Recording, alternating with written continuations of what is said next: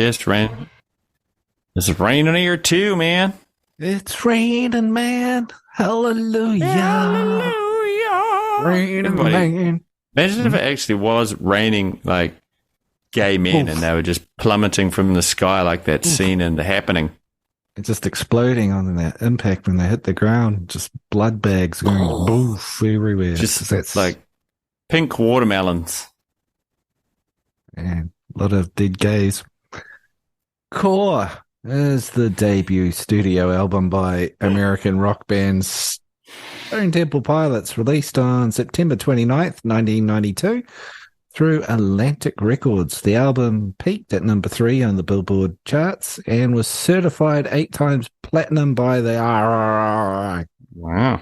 Making it the band's best-selling album of their career. So strong start and downhill from there all the way. I'm gonna pitch in early and disagree there. I think they went up and then down. This is not their best album. I'm talking money here. The only thing that matters is money. Without a doubt. Yeah. Biggest seller. Cold hard cash. No doubt. I agree. Biggest song, biggest hits, most derivative. Yeah. Derivative? Oh, fucking hell yeah. It's all like Led Zeppelin and Metallica and Pearl Jam ripoffs, and there's not much original in this. Yeah. Hey, argue. Tell me why. Tell me why you disagree. I just don't think it's any better or worse or different than a lot of really good things at the time. Like, they were just part of that. Well, I'm going off the re-listen. So, actually doing research for this episode, or at least receiving the research before the labor shortage we had. I hadn't listened to this album in Indonesia in a long time. So a big gap between revisiting this. You know the song, Plush is on the radio all the time, and the other ones come up sporadically. But I hadn't listened to it from start to finish since, I don't know, maybe like 96 or something. And it didn't hold up for me, man. Like it was, it just sounded real dated and super reverby production and some horrible songs on there. Fuck. Oh, it's got some bangers. No doubt. Some epics. But overall, I think it's their weakest of all their... no. Not of all their albums, but one of their weakest. It's not top tier. And I fucking love this band. I love STP. But not this one. Doesn't sound like it. Sounds like you're a bit of an STP hater. No, like what's STP ever done to you? You being so mean and horrible to them. They put this album out and then got better. Vicious and horrible attack. It's a shame that their follow-up albums sold less than this one. That's what I'll say. Look, I know Stone Temple Pilots tune in on a regular basis, and they're enormous fans of Pointless and Confused. And I'd just like to apologize to Robbie, Eric, and Dean right now. Like, I'm sorry, guys. And the other Golf on Tuesday, the ringing guy that went from trying to be an INXS to now singing for STP. It's a different human being, Brad. That's not the same guy, for fuck's sake. No. I'm not saying it's the same guy, but he tried to be the INXS singer too, didn't he? He's been around for a while, Mr. Goot. He wasn't picky. He just wanted to be a rock star in an established band. He just wanted to go straight to the top without putting in the miles. To the top, yeah. But I mean, look, full credit exactly to him. The same. Shortcuts all the way. Yeah, he can sing, but it's like seeing an Elvis show. You know, he's just putting on. It's like a mini Scott Weiland, who I think is one of the best frontmen of all time. It's got to be better than Chester Bennington joining STP. Like I never even gave that. Look, I never checked it out. I watched Chester for 30 seconds once and just went, it's not the right guy. That's gross. No, that's correct. Yeah. It didn't work. Against Chester other than doesn't fit. That doesn't work at all for me. No. Yeah. And to be honest, I didn't really check out this guy either. Whoever they had got over there, so I couldn't really give a shit. I'm happy they carried on, but I wish they'd called it something else. So, like the pilots, we all know that Scott had his issues with drugs and he was in and out of jail and shit. And for one of I think it was after their third album, so Tiny Music, he went into prison and the band were like, "Fuck it, we're getting another singer because we feel like we're at our peak." And I don't know can't remember the singer's name, but they changed the band's name to Talk Show. Do you remember this? And they put out an album. I got the Talk Show album. Yeah. Yeah, I think it's got some good stuff on it, but I fucking hated everything on it. Really? I hated the voice. I just hated everything. This is shit. But doesn't it, like, the production sounds like Tiny Music? Like, the music behind it sounds I just don't like anything about it. I didn't want. I tried. I don't Did like you it. like Tiny Music songs from the Vatican Gift Shop? Yeah, it's fine. I like Purple better. Yeah. No, I agree. But so of their career, I know we're talking about this one album, but of their career, what's their best album for you? I don't know. I haven't listened to Purple in a long time. I fucking hated the thing. I fucking hated Interstate Love Song. That's the most annoying, shrill fucking shit song I've ever heard. I don't know why they. Yeah. How did that get on the radio? I just never understood it. Just did. I agree. Listening to this again, I had a great week. Listening to this album, I really enjoyed it. Lots of great songs. Had a wonderful time. Good hard rocking album. Yeah.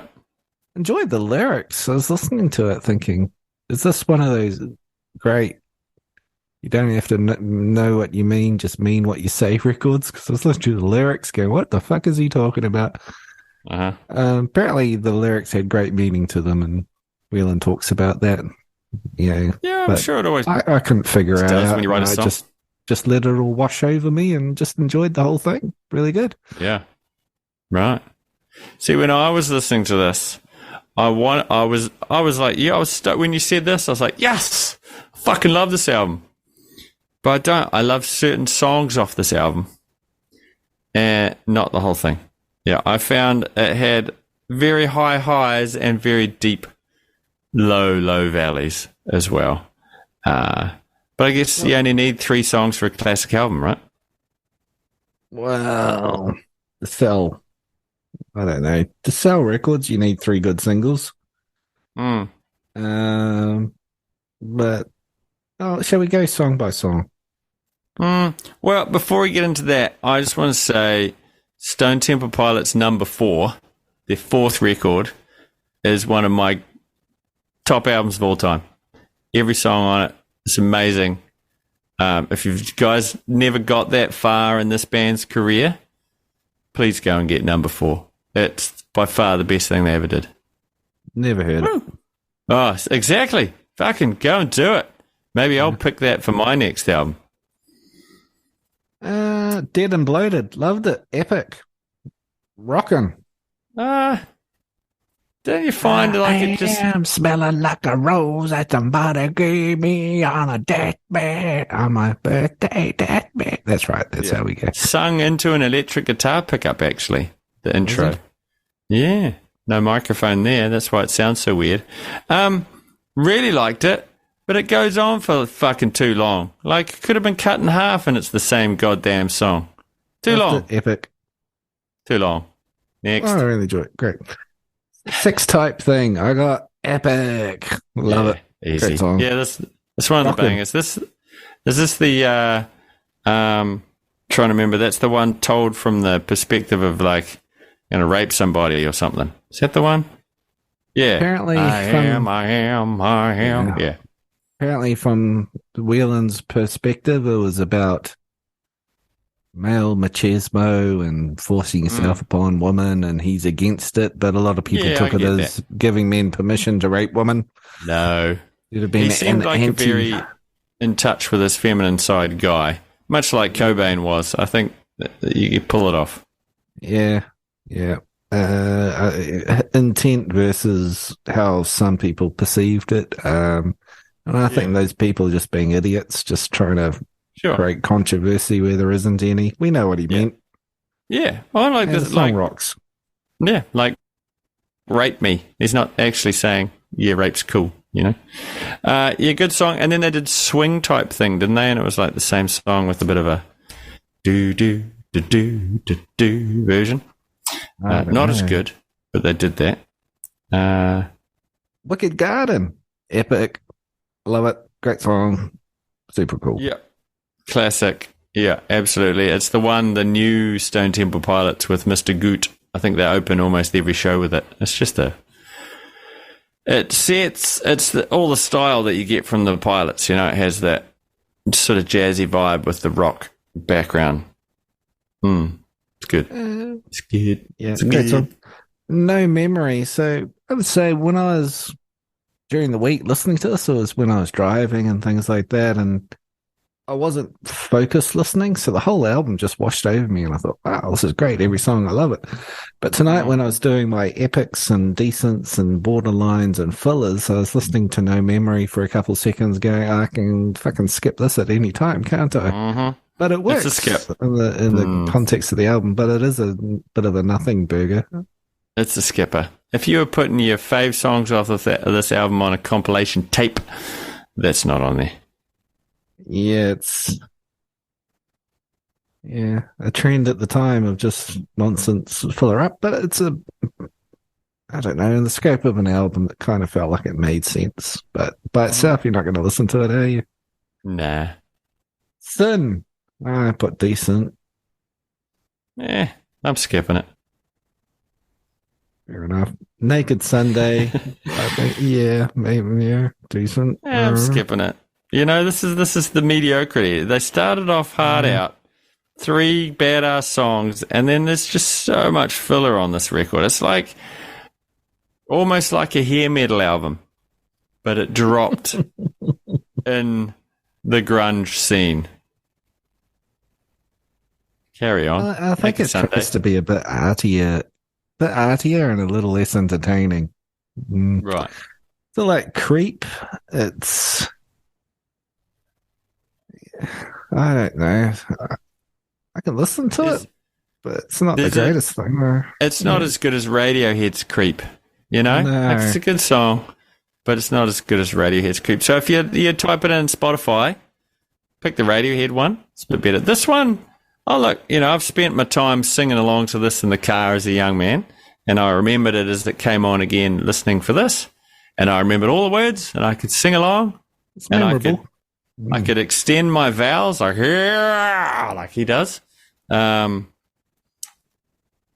you know, it's a good piece of songwriting, but, you know, you need to be in a mood for it. Like the Seth MacFarlane thing where he said every vowel is an A in grunge. Yeah. It's true.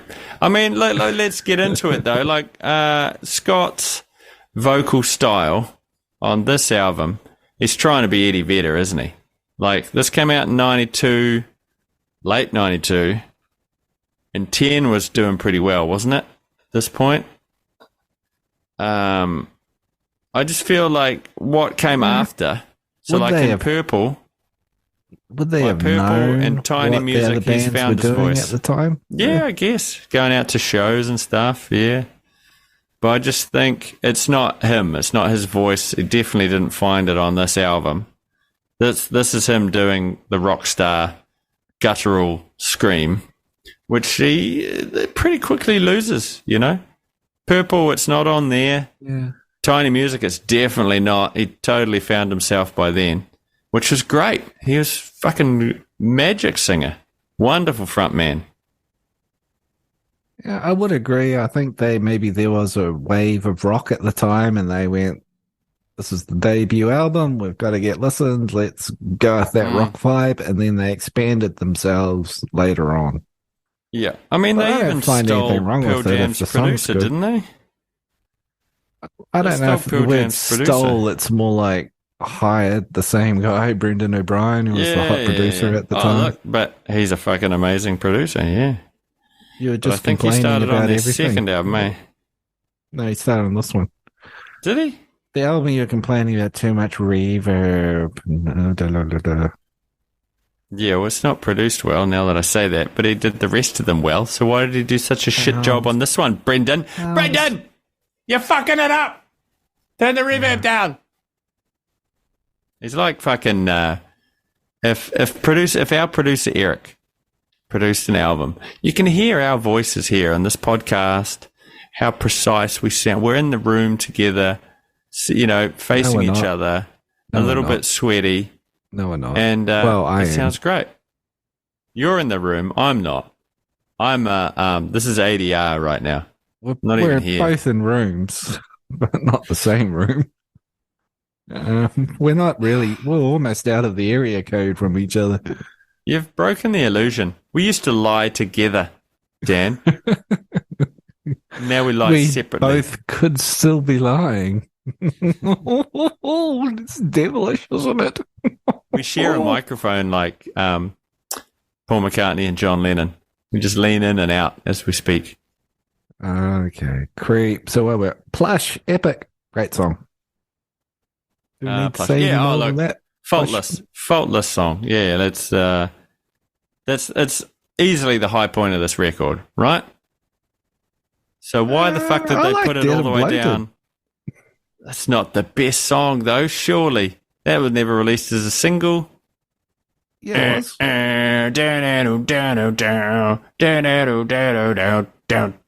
Was it a single? All right. Pretty sure. Oh, Wicked Garden was. Wicked Garden was, Sex Type Thing was, Creep was, and Plush was. And Cracker Man was. So I don't think Dead and Bloated. Good opener. Great album opener. But, yeah. Plush, classic song. That's up there with the all-time greats. Can't argue with that. And it's about, police dogs trying to find a body, Some kidnapped kid. Oh, is it? Yeah. Yeah. I don't know. When the dogs come to smell her and stuff, yeah. I was reading about that. That's dark. Oh. Yeah, it's not a love song by any means. Wet My Beard, I've got Borderline. I think it's interesting. It's kind of like a beatnik, snap your fingers, kind of bongo drum kind of a song, really, isn't it? But it's... I don't know if it's kind of a skipper, but it's memorable. It's well done. Oh, it's not worth wetting the beard for. Yeah, it's kind of weird. Piece of Pie, I put Epic. Like it good. Oh, Piece of Pie. Yeah, we forgot that. That's back by before Plush. Yeah. Anyway. And then... I got these out of order. You're doing so well. Piece of Pie comes after Creep. At least I'm looking on the Spotify's. Piece of Pie, Plush, then Wet My Bed, then Cracker Man. Cracker Man, Epic. Love it. Great song. Yeah. Another good one. Very Pilot-y. Yep. Where the River Goes, I put shit. Yeah, shit. I agree. Yeah. I mean, look, as an album, this is a good statement, but I only think through the singles, it really sets up the Pilots' sound. Not quite their tone, which they found on future records, but their overall aesthetic sound, music-wise, is all here, I think. They never went beyond too much what's here. I did get to see Stone Temple Pilots live, and I got to see them with Scott Weiland when they sort of, I don't know, I think they'd gone their separate ways and come back and gone their separate ways, and I saw them on one of the tours. Yeah. And it was fucking epic. Every song was a banger. It was like upbeat, and all the songs were great. And I'd sort of dropped off and lost interest, and then come back and heard all these new songs I'd never heard before, and just went, wow, they got a shitload of good fucking songs. Yeah, I think that was on the number 4 tour, that album I was talking about earlier, and that's one of my big regrets in life, is not going to that fucking show. Yeah. Weiland was super cool. He was kind of strutted out like a strutting peacock. He was a very impressive, a little bit effeminate, if you will. Works for but him. it all worked. Yeah. 3 ex-wives and looked a bit effeminate. Yeah. Yeah. Shirt off, singing in a megaphone, getting it done. Yeah, You know, he what? had I the think megaphone.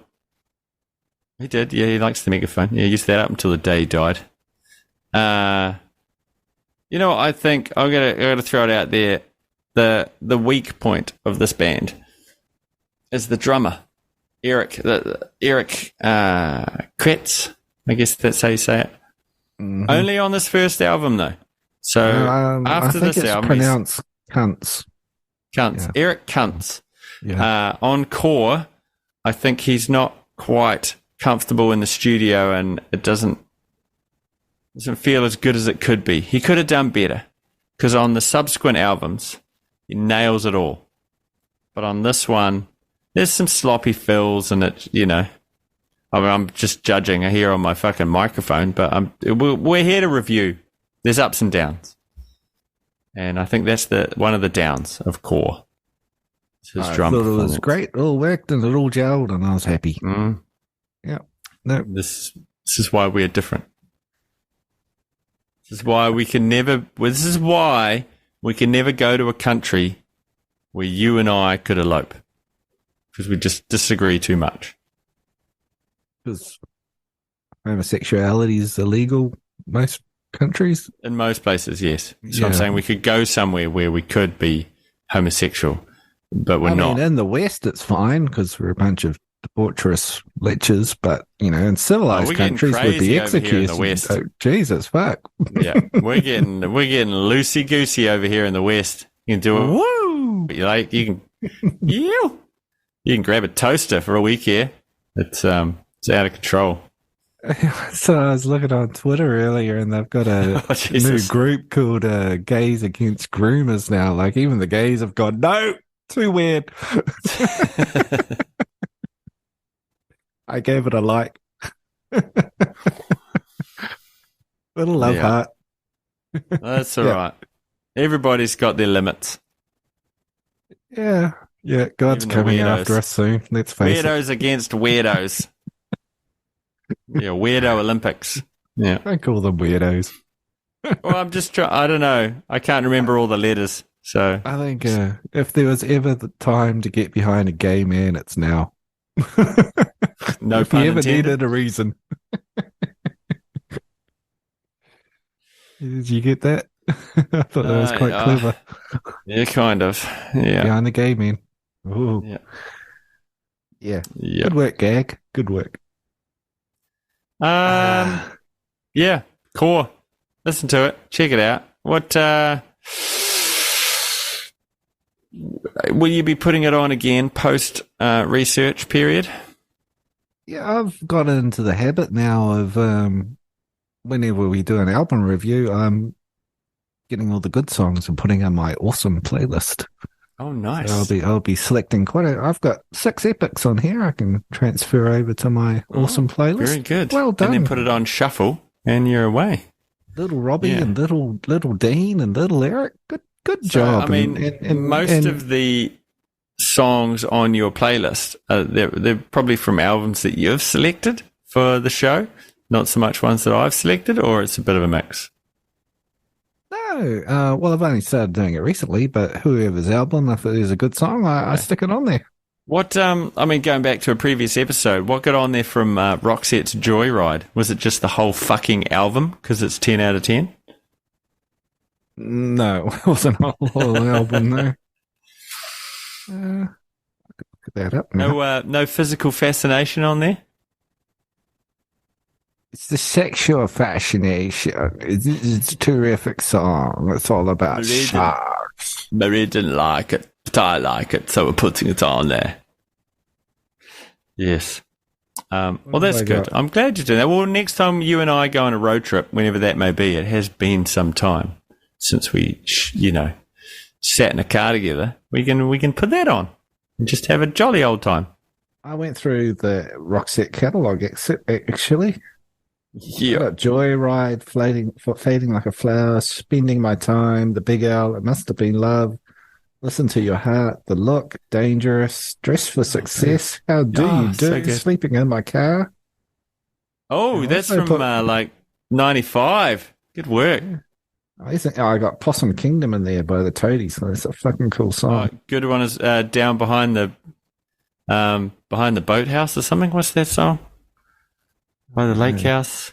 And I discovered a new song from Anthrax, A Monster at the Gates, is it? Yeah, fucking cool song. All right. Don't know it.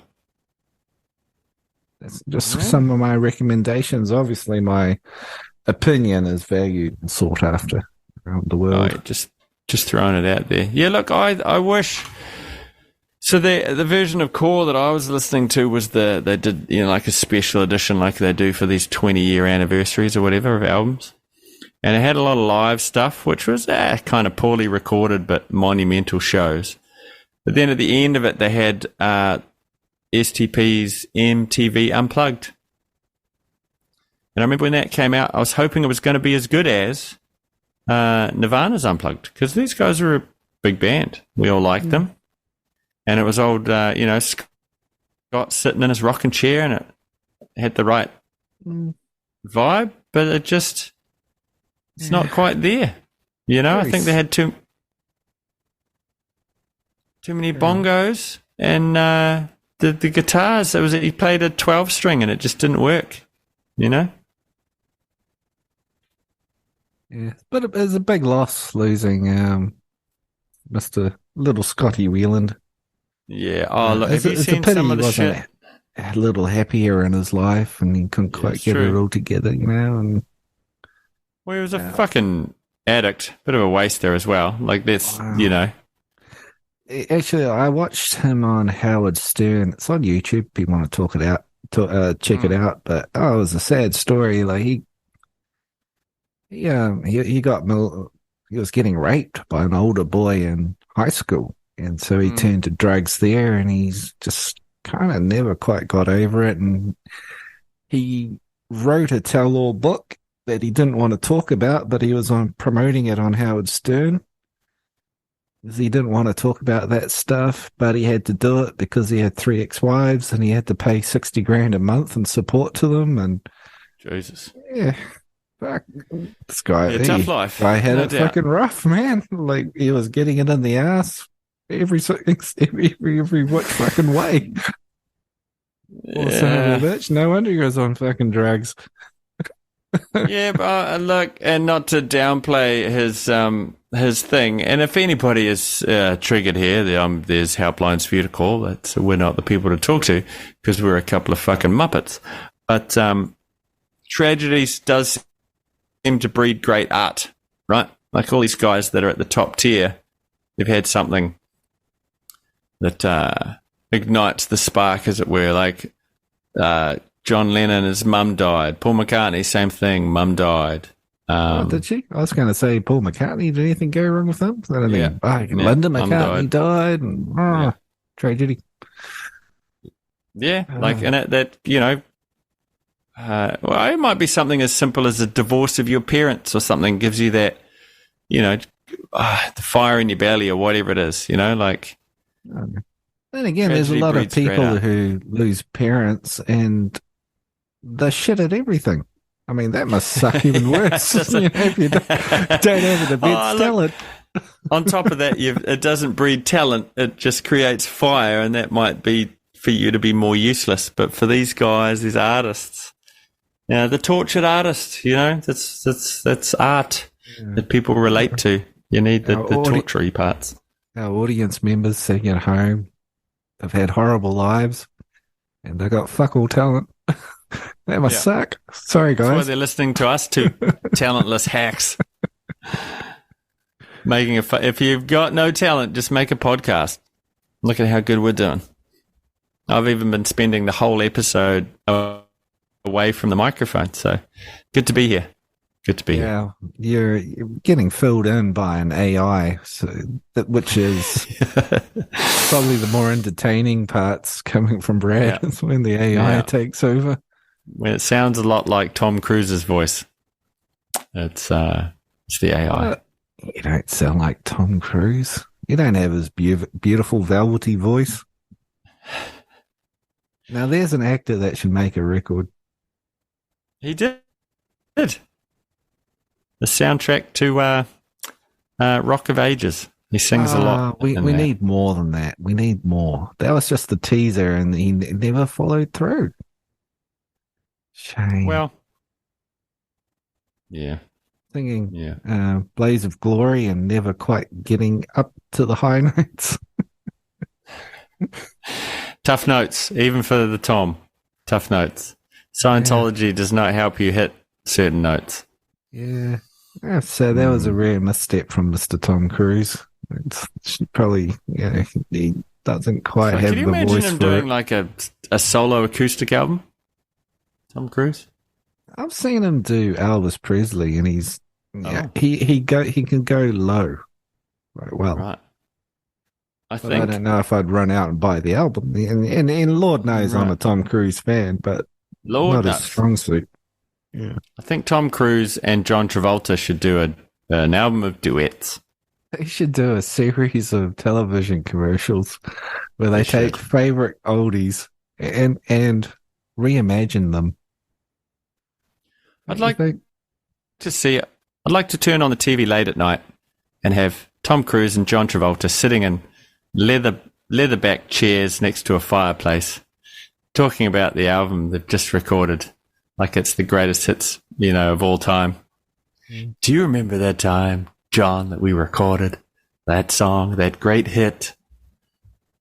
We'll be coming round the mountain, and then it starts playing. That's what I want to see. They should do a telephone commercial and they're like, call me. And then you could do John Travolta. You go, call me. That's my John Travolta accent. Sandy. Like Deborah Harry, like Blondie, call me. Call me. Yeah. Blondie. Like that? Yeah. Does Tom Cruise sound a little like Beavis and Butthead? Yeah, maybe. I'm Cornholio. TP for my bango. Yeah, it's probably easier to do than Tom Cruise. Yeah. I still haven't seen the second film. Oh, well.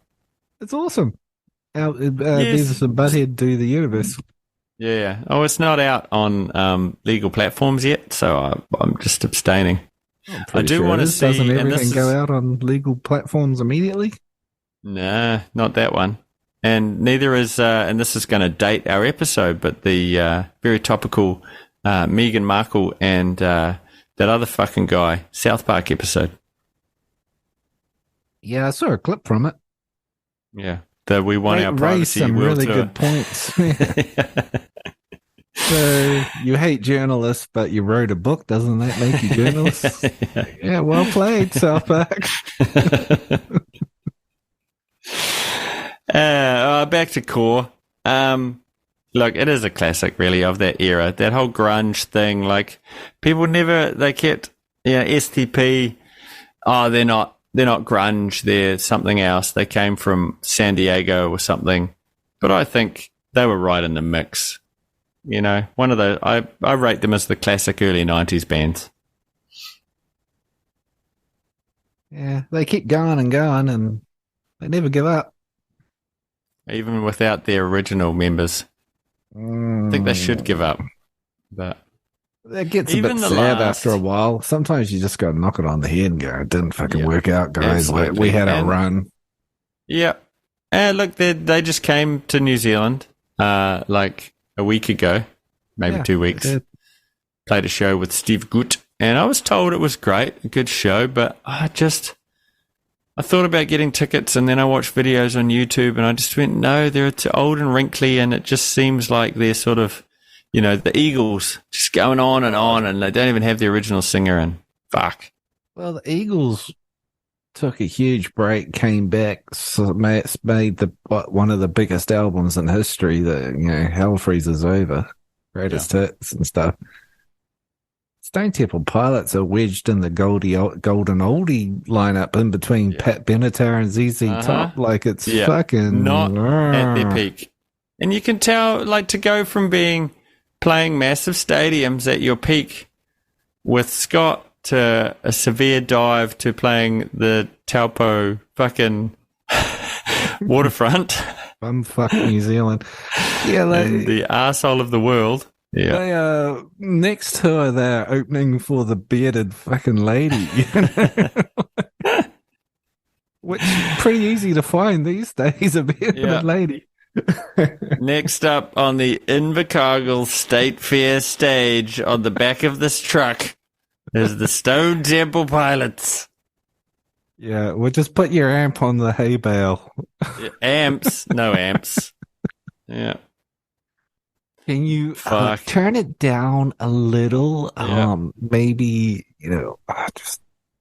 okay. Yeah, just turn the vocal down, and can you just put pads on the drums? Because they're making an announcement about Roundup.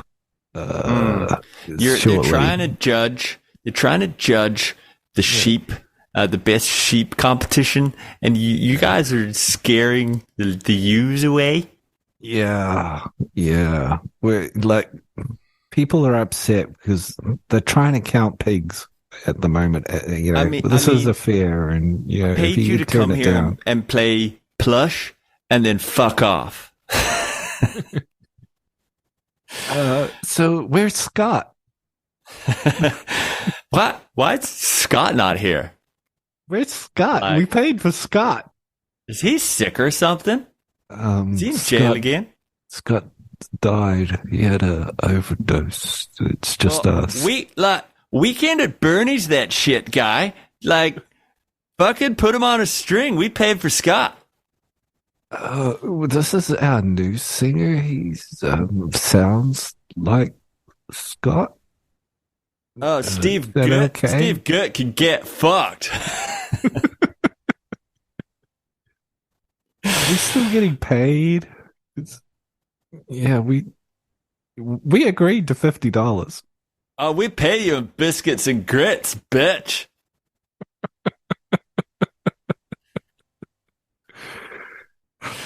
This is the Invercargill County Fair. Steve Gert can fuck.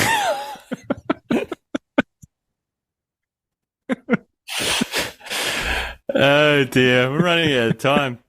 We gotta rate this thing. I'm gonna give it a 8 overdoses out of 10. Look, historically, for what it is, I'd give it like a 7.5 or an 8.